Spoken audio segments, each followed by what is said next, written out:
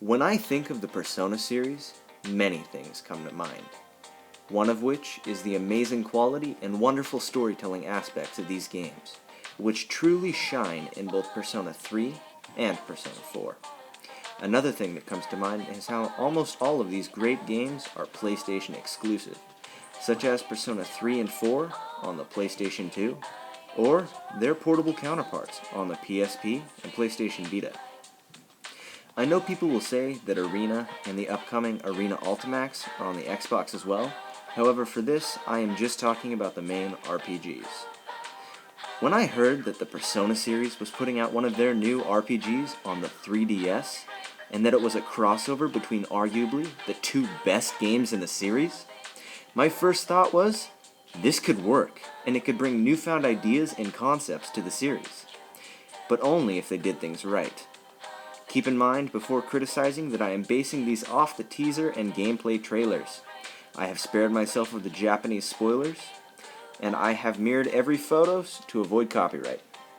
And without further wasting time, here are my top 5 hopes for Persona Q Shadow of the Labyrinth.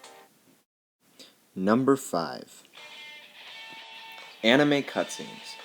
Now this hope brings in a comparison between Persona 3 and Persona 3 Portable. Persona 3 and Persona 3 FES had anime cutscenes. Now this doesn't sound like a huge deal until you look at what happened when they made it into a portable game.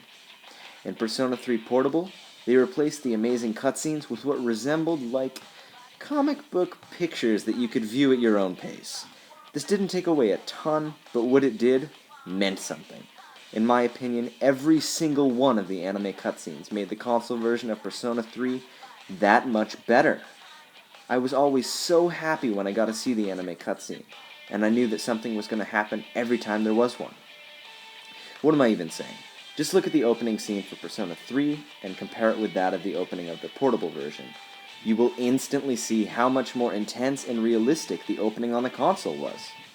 I realize that Persona 4 Golden is portable and has anime cutscenes. That is great. That's what this game needs to be like. But that was also on much better hardware. I know the 3DS can do it, and I really hope that they take the time to put these in the game. Number 4. A dark atmosphere. Persona 3 was a very mature, complex, and dark tale. This was one of the many reasons why it was one of the best RPGs I have ever played. It had so many moments that had my heart pounding and left me in complete and utter shock. It was great, and made me want to play more and more and more. Many people argue that this was the best entry, and that Persona 4 was way too lighthearted, and I can definitely see the appeal of this entry. The reason I'm concerned with the atmosphere is that this is a game on a 3DS, and not all, but a majority of the games available on a 3DS aren't as dark as Persona 3, and wouldn't touch some of the character aspects with a 10-foot pole. To put this into other words, I really hope that Atlus doesn't try to make a kid-friendly game just because it's on a kid-friendly system, because that would sacrifice what sets them apart. Granted, I'm not incredibly concerned about this, given the teaser trailer about death and the sort, but I still have a hunch that Nintendo may want to tone down the game, just a bit. And I really hope that doesn't happen. Number 3. Open world and day. I truly think an RPG where you can control your character outside of dungeons really enhances the immersiveness. In Persona 3 and 4, you were able to walk around town and do whatever you wanted to do during the day. It felt absolutely great that I was rarely required to do this on Monday and this on Friday and so on and so forth. I loved being able to choose how I spent my days. It gave me a sense that I was the character and that I wasn't just playing a game. It wasn't like most on-rail RPGs that send you from one point to the next. If you wanted to see a movie, you could go see a movie. If you wanted to get a job and work, do it. You had choices, and that's what I'm trying to stress. In my opinion, this was one of the best parts about these games. It simulated your time in school and everyday life.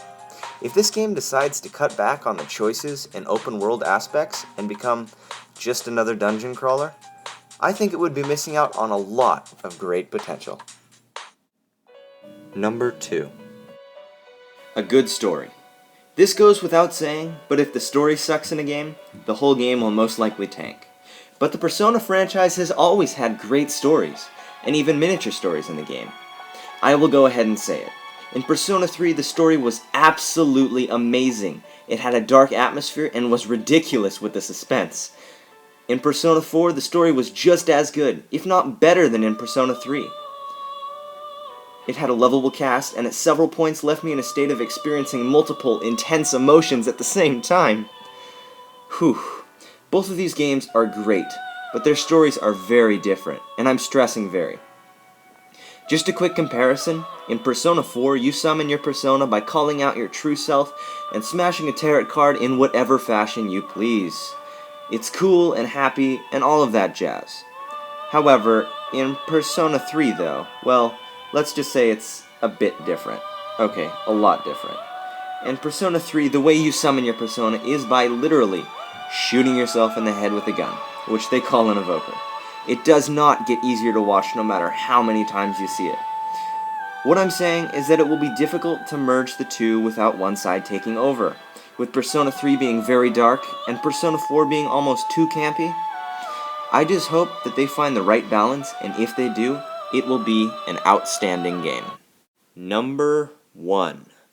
Social links. So far in the trailers, they have shown so many great things. With the recently announced voiceover, to the gameplay, and the new party mechanics. We are still missing one thing though. Social links. I know that I, hands down, will be extremely upset if they don't include these.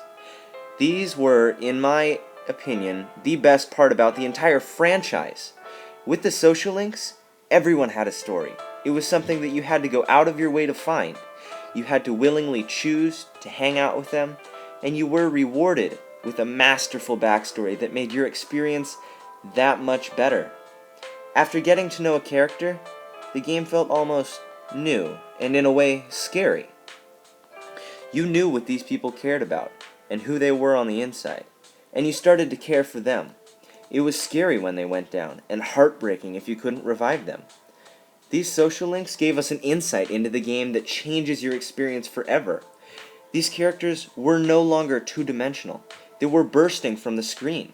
They didn't seem like characters anymore. They were too real for that. They seemed more like people. They had some of the best backstories I have ever heard.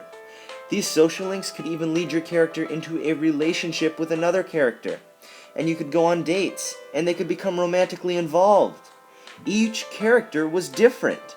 They all had problems, and you saw and helped them deal with them.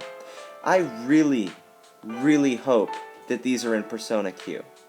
If they aren't, this game will be missing out on a lot, and the newer players won't get the same experience and feeling.